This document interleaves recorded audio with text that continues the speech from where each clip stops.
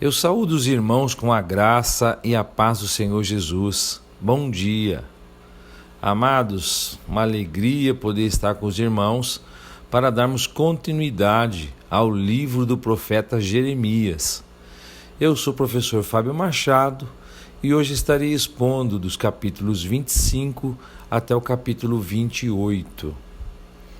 No capítulo 25, a profecia desse capítulo é datada alguns anos antes das profecias do capítulo anterior, do capítulo 24, pois não estão inseridas na ordem cronológica exata em que foram transmitidas. Essa é datada no primeiro ano de Nabucodonosor, aquele ano notável em que a espada do Senhor começou a ser sacada e polida. Dos versos 1 a 7 nós temos uma reiteração das profecias que tinham sido transmitidas a Judá e Jerusalém por muitos anos, para ser mais exato, 23 anos, pelo próprio Jeremias e por outros profetas, com a pouca consideração que lhes foi dada e sem êxito algum. Dos versos 8 ao 11, nós temos uma ameaça muito explícita da destruição de Judá e Jerusalém pelo rei da Babilônia, pelo seu desprezo a Deus e por sua permanência no pecado. Dos versos 12 ao 14, nós temos uma sentença que está relacionada a uma promessa da sua libertação de seu cativeiro na Babilônia depois de 70 anos. E o julgamento dos caldeus, bem como suas terras. Deus cumpriria todas as suas ameaças profetizadas por Jeremias contra as nações, pois eles seriam escravos e assim receberiam a retribuição pelos seus feitos. Dos versos 15 a 28, uma predição da destruição de várias outras nações vizinhas por Nabucodonosor, representado como um copo ou cálice de furor posto em suas mãos. Todos teriam de bebê-lo, inclusive e posteriormente todos, até mesmo o rei da Babilônia. Dos versos 29 ao 33, o Senhor começaria por Jerusalém e ninguém ficaria impune. O Senhor rugirá em altos brados contra todos os moradores da terra, e o estrondo se fará ouvir até a extremidade dela.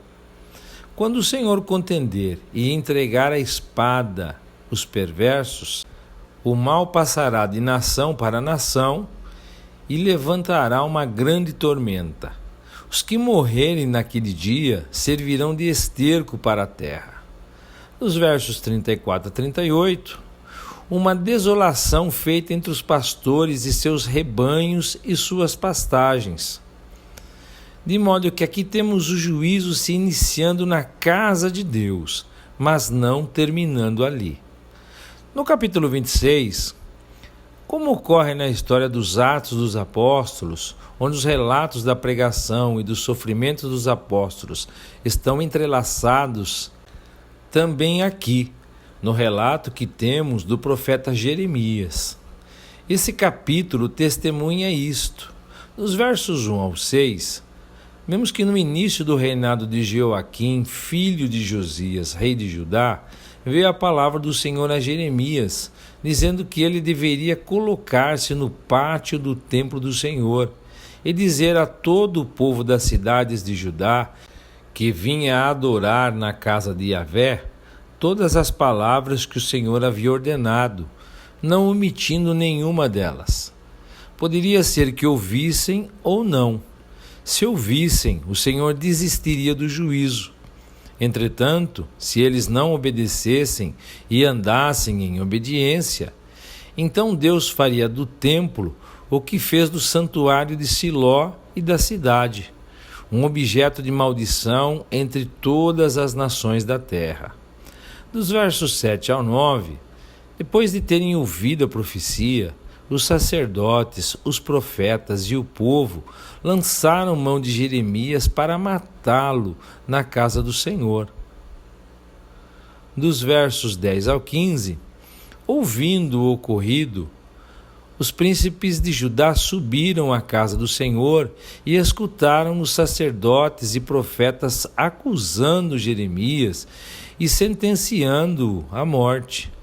Jeremias então toma a palavra e, defendendo-se, afirma que o Senhor o enviou a profetizar e reiterou suas palavras.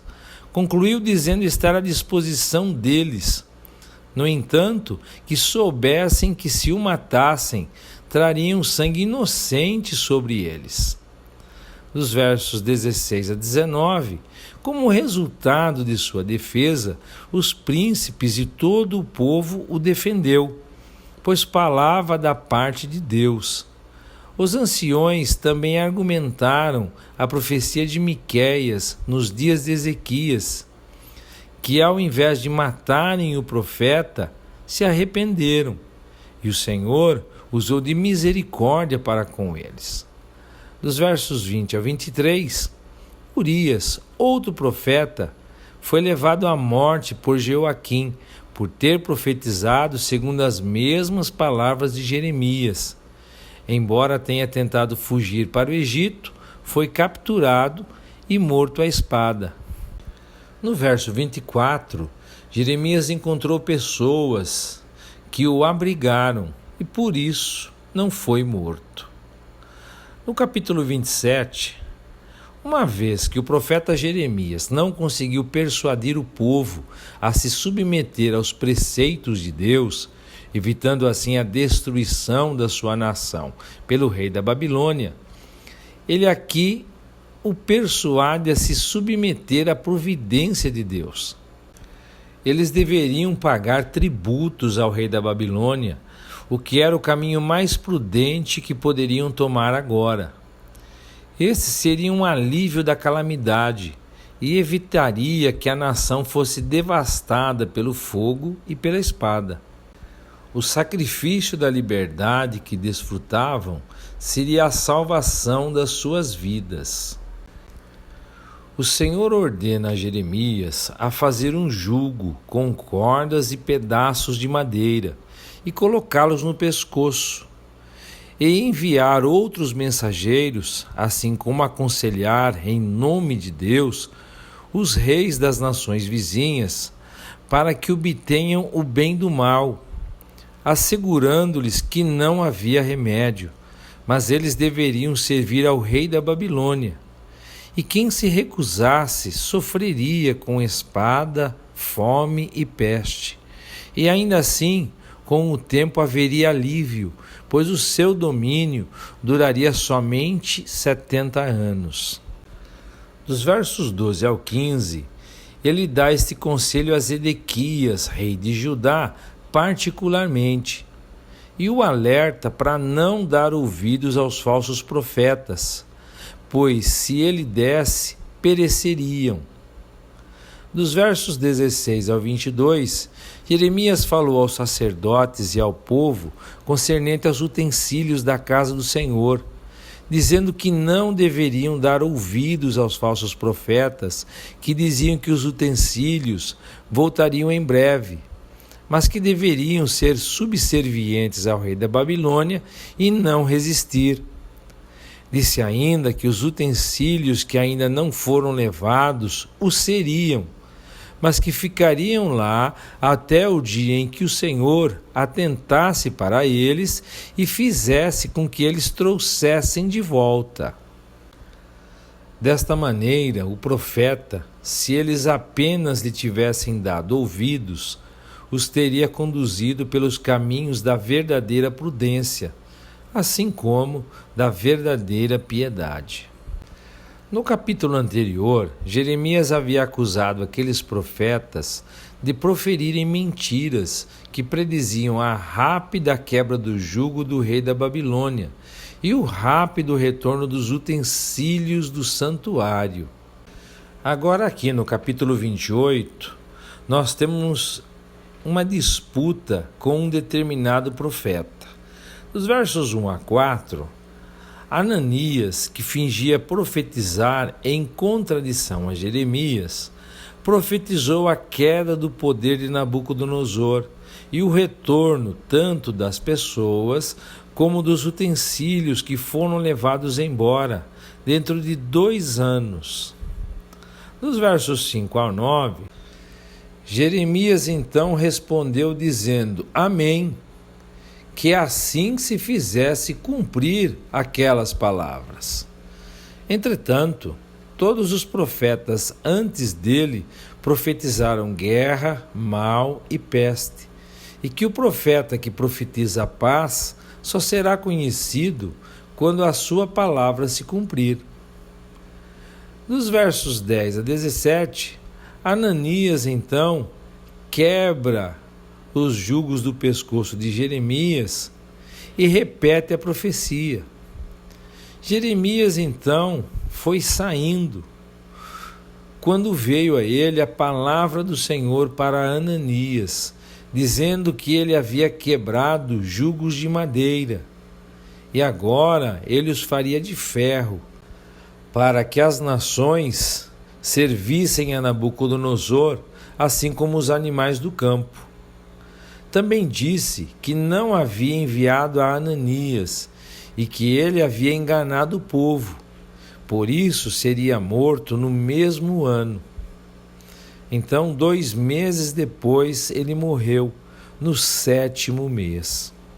E assim, amados, concluímos a exposição de hoje. E eu gostaria de deixar para a meditação dos irmãos o capítulo 27, os versos 4 e 5, que diz assim: Tu lhes ordenarás que transmitam aos seus senhores esta notícia. Assim diz o Eterno, Todo-Poderoso, o Deus de Israel. Eu fiz a terra, os seres humanos e todos os animais que nela estão, por intermédio do meu magnífico poder e através do meu braço estendido. E doa a quem eu entender que a devo dar. Amados, que Deus maravilhoso! Como nós conseguimos contemplar a soberania de Deus nesse texto, o Deus Criador que fez todas as coisas e que tem plena liberdade e controle para agir segundo a sua soberana vontade. Então nós, meros mortais, pecadores salvos pela gloriosa graça do nosso Senhor Jesus Cristo, precisamos submeter as nossas vidas à vontade desse Deus tão maravilhoso. Então, quando nós muitas vezes não achamos explicações para tantas questões nas nossas vidas, para tantas observações que nós fazemos que nós não temos resposta, nós precisamos, à luz das Escrituras, descansar na soberana vontade do Senhor, porque Ele faz tudo segundo o que lhe apraz, segundo aquilo que Ele sabe que é o melhor para cada um de nós. Porque as Escrituras dizem que todas as coisas cooperam juntamente para o bem daqueles que amam a Deus e que são chamados pelo seu decreto. Que o Senhor vos abençoe e até amanhã, se Deus quiser.